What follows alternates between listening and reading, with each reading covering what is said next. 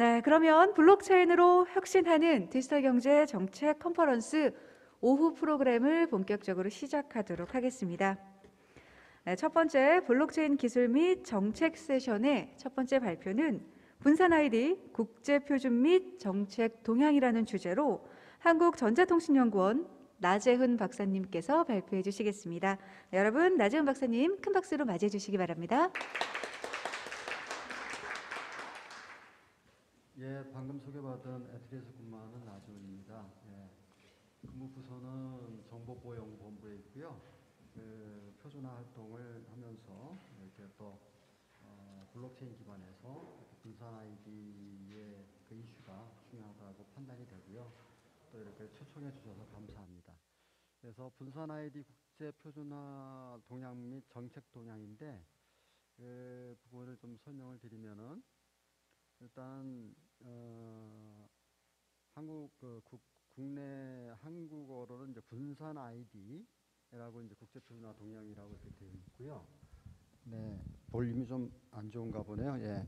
그래서 그러다 보니까 그 신원 정보가 뭐냐라는 그 측면을 봤을 때 조금 사실은 우리 실생활 속에 피지컬하게 물리적으로 존재하는 이 사람과 어떤 그런 것을 디지털 상황 스페이스에 이렇게 이제 표현을 하다 보니까 어려움이 좀 많이 있습니다. 여기서 보면은 1993년에 그 뉴요커의 그 샤파의 내용을 보면은 강아지들이 나오는데 그 얘기는 뭐냐면은 상대방하고 이렇게 뭔가를 트랜잭션을 처리할 때에 이쪽에 있는 엔드 유저가 사람이 아니고 강아지들이 키보드를 두들기면서 마치 상대방이 뭔가를 통신을 하고 소통을 하고 어떤 결제를 하는 듯한 이런 일들이 그 개연성이 있는 일들이 벌어진다는 거죠. 그랬을 때 신원 정보라고 했는데 그 신원 정보를 그 정보를 가지고 그 신뢰를 할 수 있겠느냐? 라는 부분들이 좀 문제가 된다는 거죠. 그래서 영어로 써 있듯이 impossible to verify the assertion. 그러니까 assertion이라는 게 뭐냐면 우리가 저 나중에도 얘기가 되겠지만 자기가 그 인증되는 어떤 그러한 것을 제출한 것을 어떻게 증명할 수 있겠느냐라는 것이 핵심적인 그러한 질문이고요. 블록체인에 와서도 사실은 그런 게 중요한 사항이고요. 그리고 그러다 보니까 점점 우리가 지금 뭐 구글도 그렇고 아마존도 그렇고 페이스북도 그렇고 뭐 또 한국 내에서는 카카오톡도 그렇고 뭐 네이버도 있고 이렇게 아이디가 점점 증가하죠. 활동이 많아질수록 자기 아이디가 많아집니다. 많아지고 또 사실은 거의 서로 연관성이 있는데 그 연관성을 이제 지워주기 위해서 이제 그 사이버 스페이스에서 소셜 네트워크라든지 그런 것을 이제 그런 그 데이터라는 용어로 빅데이터라는 용어로 해서 그것을 관련성을 찾아가고요. 그러다 보니까 정작 그 아이디를 갖고 있는 그 엔티티가 그 주체가 자기가 어떤 아이디를 갖고 있었는지를 잊어먹는 경우가 있고 패스워드를 잊어먹는 그런 상황들이 이제 발생되는 것이죠. 그러다 보니까 그런 것들이 지금 우리가 겪고 있는 상황인데 그 서버에다가 A라는 서버에는 어떤 정보가 있고 B라는 서버에는 또 다른 어떤 정보들이 들어가다 보니까 자기 개인 정보가 네트워크에 사실은 노출이 되어 있고 싱글 페일러라는 그런 용어인 것처럼 서버가 이렇게 공격을 당하면은 엄청난 양의 정보가 이렇게 노출이 되는 그러한 일들이 벌어지고 있다는 것이죠. 그래서 이러한 문제점들을 지금 현재 우리가 안고 있고 이것을 어떻게 해결해 봤으면 좋겠다라는 아이디어를 지금 갖고 있는 것이고요. 실질적으로 사실은 그런 아이디들을 사용할 수 있는 그러한 그 인터넷 공간에서 그 제공자들은 사실은 우리한테 그 아이디를 주면서 이메일 어드레스든지 그 아이디를 주면서 사실은 자기들은 그 비즈니스를 하고 있는 그런 상황이 되겠죠. 그래서 그랬을 때 그런 이익을 그러면은 사실은 좀 나눌 수 있으면 좋겠다라는 것이 이제 그런 내용이 되겠습니다. 그래서 그런 고민들을 하다 보니까 그러면은 실질적으로 이렇게 보면은 집에 있을 때도 홈쇼핑을 하고 또 그 다음에도 보면은 어떤 이 페이먼트라든지 이런 것이 있고 병원을 간다든지 공항을 간다든지 해외 출장을 나간다든지 이랬을 때 보면은 그때마다 자기가 아이디를 자기 신분을 보증을 해야 할 것들이 종류가 달라진다는 거죠. 그 병원 QR코드도 보니까 병원에 가면 QR코드가 또 다른 것을 쓰더라고요. 그러니까 우리가 흔히 쓰고 있는 그런 QR코드로 해가지고 하는 게 아니고 병원에는 병원에 자기들이 쓰는 QR코드가 또 다른 것이 있고 또 우리가 알고 있듯이 해외에 나가게 되면 우리는 패스포트를 또 만들어야만 그걸 가지고 나갈 수 있는 것이죠. 근데 그런 것들이 물리적 공간이나 사이버 공간이나 이렇게 동일하게 사용할 수 있는 그런 아이디가 있으면 좋겠다. 그러면 간편성을 요구하는 거죠. 그래서 하는 얘기가 사실은 원 크리덴셜, 하나의 크리덴셜을 가지고 내가 어디든지 가서 나를 증명할 수 있고 내가 결제를 할 수 있다. 그리고 서비스를 받을 수 있다. 라면 좋겠다는 거고, 그리고 지금처럼 그러한 정보들이 정보의 주권자들이 서버가 아니라 어떤 프로바이더들이 아니고 내가 가지고 있다가 필요할 때에 그 최소한의 정보를 제출해 주면은 그런 나의 정보들이 좀 더 안전하게 보장이 될 수 있지 않겠느냐. 그래서 본인이 관리하고 내 정보를 갖다가 선택적으로 제시할 수 있는 그러한 메커니즘이 필요하다. 라는 부분이 되겠고요. 그랬을 때에 그러한 메커니즘이 구축이 되면은 나의 프라이버시가 지켜줄 수 있는, 그러니까 결국에는 뭐냐면은 정보의 그거를 전달인지 공유니 이런 것을 통해서 실질적으로 나의 프라이버시를 보장해 줄 수 있는 그러한 서비스 환경을 만들었으면 좋겠다. 이러한 어떤 요구 사항들이 도출이 됐고요. 그러한 도출된 것이 단순히 기술적인 부분이 된 것이 아니고 이제 정책적인 부분, 특히 프라이버시 문제가 되니까 유럽에는 이미 GDPR이 시행이 되고 있고요. 국내에서도 데이터 3법이 지금 이제 진행이 되고 있으니까 거기에 핵심들의 내용들이 뭐냐면 그런 것을 지키는 기술이 필요하다. 그거를 얘기할 때 레그테크라고 하죠. Regulated Technology를 해가지고 그런 것을 우리가 개발을 해야 할 필요성이 있고 분산 아이디가 지금 그 레그테크에 해당되는 내용이 되겠습니다. 그랬을 때 그러면 실질적인 어떤 기술적인 내용을 들어가기 전에 사실 여기 이 그림도 기술적인 내용이지만 그러면은 탑다운 어프로치로 해서 분산 아이디를 만들 때 그러면 어떠한 부분들을 고려를 해야 되겠느냐 했을 때 바텀 쪽에 보면은 그 소버린하고 기버시라든지 유포트의 기술 플랫폼을 좀 3개만 나와 있는데 지금도 그 이상 다양하게 더 많이 있죠. 근데 그런 것들이 현재 서로 아이디를 갖고 있는데 그러면 어떻게 통용을 할 것이냐? 서로 상호 운용성이 있을 수 있겠느냐? 그러면은 아이디 측면에서만 있는 것이 아니라 그게 블록체인하고 어떻게 녹아져 들어가서 여기에 그려져 있는 것이 이제 그 플랫폼이 되는데 블록체인 플랫폼인데 그 블록체인 플랫폼에서의 실질적으로 그 DID 메커니즘들이 이렇게 서로 연동이 될 수 있어야 되겠고 이 그림에서 보면은 난 DLT 시스템이거든요. 그 얘기는 사실은 그 셀프 서브린이라는 그런 메커니즘이 그 분산 아이디를 우리가 좀 얘기하는 것처럼 그런 것이 사실은 블록체인에서만 구축이 될 수 있는 게 아니고 블록체인 나오기 이전부터 사실은 컨셉은 있었습니다. 그러면은 그 컨셉이 있는 것이 있을 때 기술이라는 게 단지 자기가 목표하는 한 곳에만 서비스가 되면 되는 게 아니라 서로 그 연동이 가능해야 되겠다는 거죠. 블록체인 월드하고 난 블록체인 월드하고 서로 연동이 있었으면 좋겠다는 거죠. 그 얘기는 뭐냐면은 이 부분이 backward compatibility를 얘기하는 겁니다. 그 얘기는 지금 여기가 우리가 현재 클라이언트 서버 모델로 현재 구축되어 있는 서비스들이 있는데 그럼 블록체인 월드를 새로 만들어지면은 이게 완전히 없어지는 것이 아니고 그거 존재하다가 어느 순간에 이제 점점 무게중심이 블록체인 월드로 오겠죠.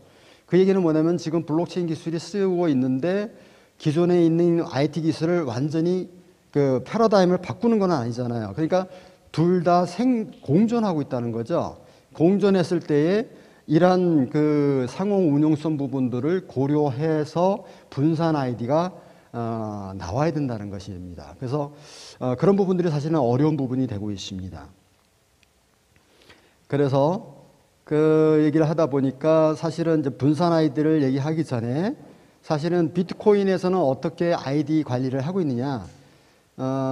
근데 비트코인은 익명성인데, 그러면 익명성인데 아이디가 있습니까? 그렇게 물어보면은, 사실은 아이디가 있습니다. 그리고 비트코인은 익명성이 아닙니다. 그 얘기는 뭐냐면은, 여기 있는 것처럼 셀프 제너레이티드 퍼블릭 키하고 프라이빗 키를 자기가 만드는 거죠. 툴을 이용해 가지고 자기가 컴퓨터에서 그 키를 만들 수 있는 키 머티리얼들, 키 재료들을 막 넣는 거예요. 자기 생일이나 자기 남자라든지 성별이라든지 또 뭐 자기가 좋아하는 무슨 음식이라든지 장소라든지 이런 것들을 한 20가지인가를 넣으면은 그거에 의해서 키가 자동으로 생성됩니다. 그러면 그게 프라이빗 키가 나오고 퍼블릭 키가 나옵니다. 그러면은 그 퍼블릭 키를 또 다시 한 번 더 돌리면은 그 키에 의해서 그 지갑의 주소가 만들어집니다. 월렛 주소가 만들어져요. 여기에 나오는 게 해시를 다시 한번 퍼블릭 키를 돌리면은 그것이 나오는데, 그 얘기는 뭐냐면 여기에 나와 있는 것처럼 A라는 사람의 원릿 주소가 이렇게 바인딩 되어 있습니다. 비트코인에서, 비트코인 그 네트워크에서. 그리고 B라는 사람도 그렇고 N이라는 사람도 보면 그 원렛의 주소에서는 이렇게 딱 바인딩 되어 있는 거죠. 그러면 이 안에서 이루어지는 트랜잭션들은 다 공개되어 있습니다. 정확하고 그 신뢰 공간이 되어 있고, 그렇게 해야만 어떤 그 자금이라든지 그 돈이라든지 자산이라든지 그게 서로 주고받을 수가 있는 것이겠죠. 그러니까 이 내부에서는 완벽하게 투명하게 거래가 진행되고 있는데, 단지 어떤 사람이 누가 어떤 월릿하고 바인딩 되어 있느냐, 이것이 연결이 되어 있지 않습니다. 그런데 단지 이 월릿의 퍼블릭 키하고 프라이빗 키를 갖고 있으니까 그게 여기에 패스워드가 되죠. 그 키를 갖고 있는 사람만이 이거를 열 수가 있는 거죠. 가끔 보면 비트코인이 들어있는데 거기에 패스워드를 잊어먹어가지고 그 엄청난 돈을 꺼낼 수 없다라는 얘기가 들리죠. 바로 이 부분입니다. 근데 이 얘기를 좀 쉽게 설명하면은, 예전에 우리 금융실명제를 했죠. 그러니까 금융실명제를 하기 이전 단계의 상태가 지금 비트코인의 상태가 되겠습니다. 그러면 분산 아이디는 어떠냐? 그럼 금융실명제를 단계로 넘어간, 그랬을 때에 우리가 그 아이디를 서로 신뢰하게 쓸 수 있는 단계, 그게 분산 아이디 환경이라고 말할 수 있겠습니다. 그래서 분산 아이디의 기본적인 개념이 셀프 소버레인 아이덴티티인데, 한국말로는 자기 주권, 그 분산 아이디 이렇게 얘기하고 있고요. 그걸 하기 위해서는 밑에 하부 구조가 이렇게 블록체인으로 이렇게 레저, 그러니까 분산 원장으로 이렇게 구축되어 있고, 그 위에 4가지 꼭지의 것이 필요해야 합니다. 그래서 우리가 얘기할 때는 분산 아이디를 해가지고 이거 한 가지만 얘기하는데, 사실은 그 아이디를 생성을 하고 등록을 하고, 그 다음에 그거를 이전에 얘기한 것처럼 어떤 이제 프라이빗 키하고 퍼블릭 키는 우리가 PKI를 없앤다고 얘기를 하고 있지만, 사실은 그 기본적인 메커니즘은 계속 녹아 들어가 있습니다. 왜냐하면 그만큼 안전한 방법은 사실은 아직 수학적으로 나온 게 없기 때문에. 그래서 그거를 활용하는 겁니다. 그러니까 그 외부적인 부분은 유저 인터페이스라든지 이런 것들이 달라질 수 있지만, 기본적인 메커니즘은 그것을 활용하고 있고요. 그거를 분산 환경에서 키 매니지먼트 시스템에서 DKMS가 있는데, 결국에는 프라이빗 키하고 퍼블릭 키를 만들어 가지고 그거를 어떻게 인터넷상에서, 네트워크상에서 가지고 또 공유를 하고 할 수 있겠느냐라는 그 메커니즘이 존재하고요. 그 다음에 이 아이디를 발급받은 상태에서 그러면 상대가 상대를 어떻게 인증하겠느냐. 지금 현재 우리 상황은 피어가 아니고 여기에 3자가 있었죠. 3자가 있죠. 서드 파티 트러스트가 있어가지고 3자가 이거를 인정을 해줬어요. 그 다음에 서비스를 할 수 있도록 했는데, 이거는 직접 다이렉트하게 피어 투 피어로 나는 누구라고 얘기를 하는 겁니다. 그랬을 때에 그럼 너는 누구라고 인정할 수 있어. 그럼 이거를 퍼센트를 얘기할 수 있을까요? 뭐 50%는 인정할 수 있어. 70%는 인정할 수 있어. 80%는 인정할 수 있어.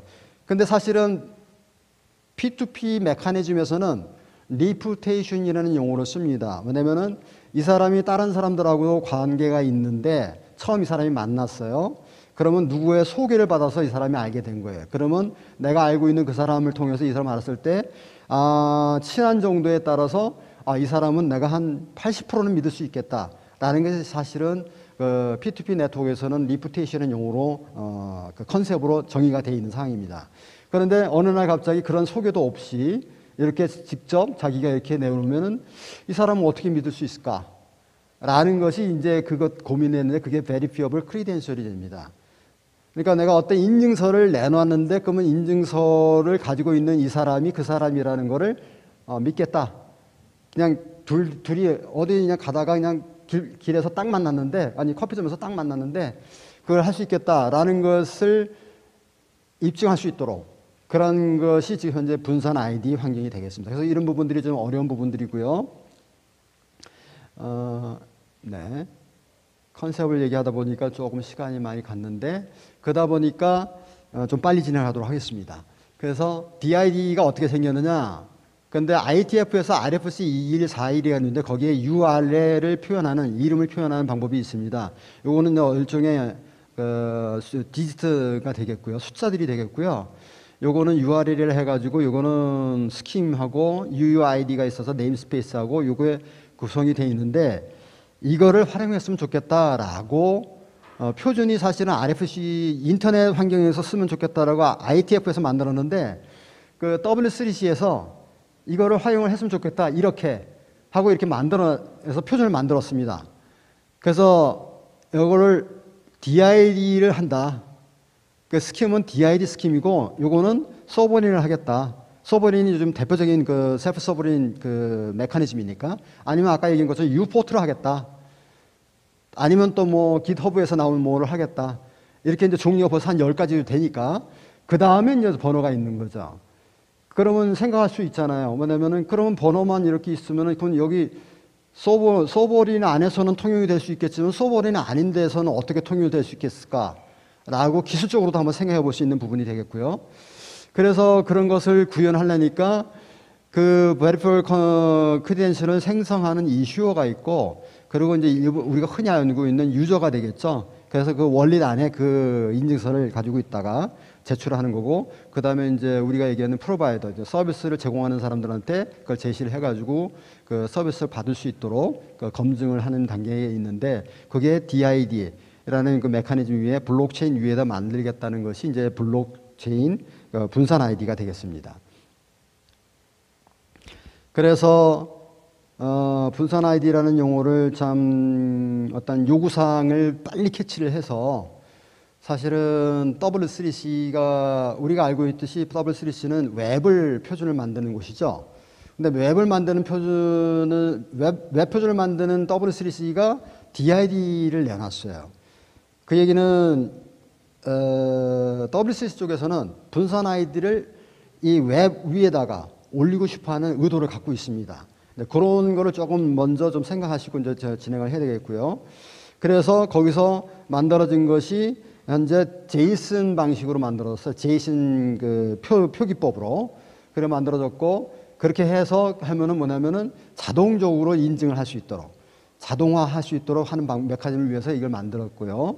2019년도에 11월 달에 만들었습니다. 리코멘데이션이 됐고 그 다음에 이제 얘기하는 것이 이제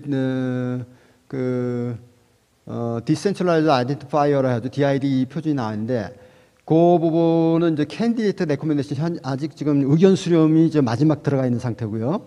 이제 그게 이제 2021년도에 지금 이건 TR 형태로 좀 되어 있습니다. 그래서 그건 또 RFC 4122를 구현하는 내용이 되겠습니다. 그래서 그런 두 가지 형태가 되어 있고요. 그래서 W3C에서는 지금 현재 그 두 개의 표준을 핵심적으로 좀 내놓은 거고요. 그걸 통해서 지금 그 분산 아이디 그 영역을 좀 이렇게 석권을 하겠다라는 것을 가지고 있고요. 그 다음에는 TC307, ISO에도 TC307이 있는데 거기에서 표준 23249가 있고 Overview of the Existing DLT System for Identity Management 해서 Uport라는 시스템을 만들었고 이것도 이제 제이슨 방식이고요. 그 다음에 이제 DIF라는 이제 파운드이 있는데 이거는 포럼의 그런 표준이 되겠습니다. 또 시간 관계상 빠르게 진행하겠습니다. 그리고 아레스트리아 아이디가 있어가지고 이 부분도 이제 이게 유럽 쪽의 그런 활동이고요. GDPR을 따르는 것이고요.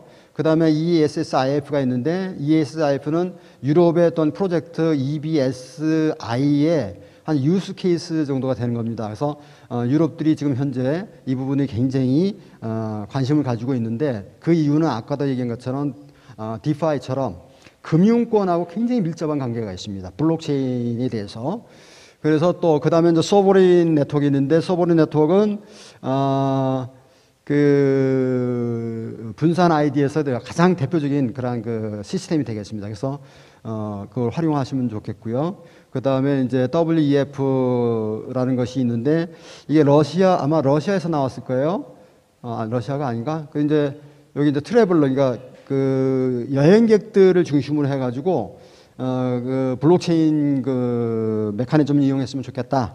특히 이제 아이디를 이용해서 하는 그런 움직임이 있는 것이고요. 그 다음에 위 아이덴티티가 있는데 이거는 중국에서 만든 겁니다. 그러니까 중국이 굉장히 지금 시진핑이 전 세계의 표준을 50%를 자기들이 석권하겠다라는 것을 갖다가 발표를 하고 그 이후로 중국이 굉장히 활동을 많이 하고 있는 것을 유념하시면 되겠고요. 그 다음에 마스터 체인이 있는데 마스터 체인은 러시아 쪽에서 만드는 것이고요. 죄송합니다. 시간 관계상 디테일하게 얘기를 해야 되는데 하지는 못하겠고 나중에 자료를 좀 참조하시면 될 것 같고요. 그 다음에 렉 체인이라는 것이 있고 그 다음에 디센트럴라이즈드 디지털 아키텍처 베이스드 온 블라인드 시그니처인데 데이비드 차움이라는 사람이 있었어요. 예전에. 그러니까 굉장히 유명하신 분인데 성공은 못했어요. 근데 블록체인이 나오기 전에 디지털 상에서 페이먼트라든지 그 화폐를 하려면 필요한 부분이 뭐다라고 주장을 했던 분인데 그 다음에 블록체인이 나와서 비트코인이 나와서 비트코인이 그것을 그 문제점들을 갖다 해결을 한 거죠. 근데 그분이 한 게 이제 블라인드 이제 은닉 서명인데 이거는 뭐냐면 사용자하고 서명하는 사람이 서로 다른 상태에서 서명을 할 수 있도록 하는 그런 메커니즘이 되겠습니다. 그래서 그렇게 돼 있고 요거는 제가 에디터로 활동하고 있는데요. 뭐냐면 아까 이제 계속 중요한 부분이 뭐냐면은 이게 나를 증명하는 그 인증서라고 이제 크리덴셜을 내놨을 때 그걸 내가 어떻게 믿을 수 있어? 라고 했을 때 그것을 신뢰해 줄 수 있는 앵커가 필요하다는 얘기를 하는 겁니다. 그래서 실질적으로 PKI 그 공개키 인증서도 보면은 루트 서티피케이트가 있는 것처럼 여기 블록체인에서도 결국에는 처음에 그 인증서를 그 이슈를 할 때에 그거를 검증해 줄 기관이 필요하다라는 것을 얘기하고 있고 그거에 대한 그 용어를 트러스트 앵커라고 용어를 한다. 그러니까 신조어는 아니고요. 사실은 ITF에서 나온 용어인데 그거를 지금 활용해 가지고 블록체인 환경에서도 이 트러스트 앵커가 필요하다라고 해서 이제 표준을 지금 진행 중에 있는 상황이 되겠습니다. 그 됐고요. 요거는 ITUT 쪽에서 이제 우리 염문열 교수님이 지금 의장님으로 계신 곳에서 그 분산 아이디를 왜 필요한가? 지금 이제 클라이언트 서버 모델에서 분산 아이디를 가야 될 때 그런 이유라든지 이런 것을 얘기하는 내용이 되겠습니다. 그리고 PKI가 사실은 그 ITUT에서 이제 주요 표준으로 되어 있는데 DKM이라 해가지고 디센트럴라이즈드 분산 환경에서도 어떤 게 필요하겠느냐 했을 때에 그거에 대한 필요 사항들을 갖다가 개정한 문서가 되겠습니다. 그래서 개정을 해가지고 PKI를 그대로 활용할 수 있도록 한 것이 되겠고요. 그러면은 정책 부분으로 가게 되면은 실질적으로 나중에도 다음 페이지 슬라이드도 나오지만 한국이 제일 빠릅니다. 지금 한국이 제일 빠르고요. 사실은 신문 지상에도 사실은 작년까지 공무원 신분증이 발급돼 가지고 시행할 것으로 얘기를 했는데 좀 진행이 좀 늦게 지금 되는 것으로 좀 알고 있고요.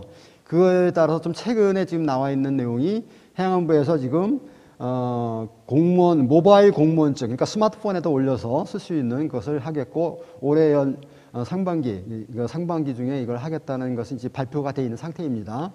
그래서 그거를 공무원들이 이제 어떤 건물이라든지 또 어떤 문서라든지 활용할 때 할 수 있도록 하겠고 그 다음에는 이제 하반기에 운전면허증에도 일반인들한테도 그거를 사용할 수 있도록 할 수 있게 만들겠다라는 그런 정책을 했으니까 이 부분들이 지금 우리가 기술적으로 또는 정책적으로 또 이걸 또 법률적으로도 이거를 미투를 시켜야 할 필요성이 있겠습니다. 더구나 여기 이제 운전면허뿐만 아니라 이제 이 부분에서 생각할 수 있는 부분은 이렇게 이제 금융위원회에서도 지금 비대면 거래에 있어서 신원 분산 아이디가 중요한 부분이 있으니까 거기에 대한 규제를 완화시키는 부분이 있고요. 그리고 해외에 보면은 이미 기술적인 부분에서도 말씀을 많이 드렸지만 유럽 쪽에서는 굉장히 열심으로 지금 이 블록체인을 개발을 하고 있고요. 특히 영국에서는 그 금융권하고 이렇게 연결된 블록체인을 하려고 하는 부분이 아주 강합니다. 또한 유엔에서는 지금 난민을 갖다가 난민들에 대해서 어떤 그 신분 아이디가 없으니까, 왜냐하면 파스포르트를 여권을 발급할 수 있는 어떤 국가가 없으니까 그 사람들에 대해서 신분을 이렇게 확인할 수 있도록 블록체인 아이디를 발행하는 것을 추진 중에 있고, 그걸 좀 더 확대를 하겠다는 그런 의지를 갖고 있는 상황이 되겠습니다. 나머지는 참고하시고요. 그 발표는 여기서 마치도록 하겠습니다.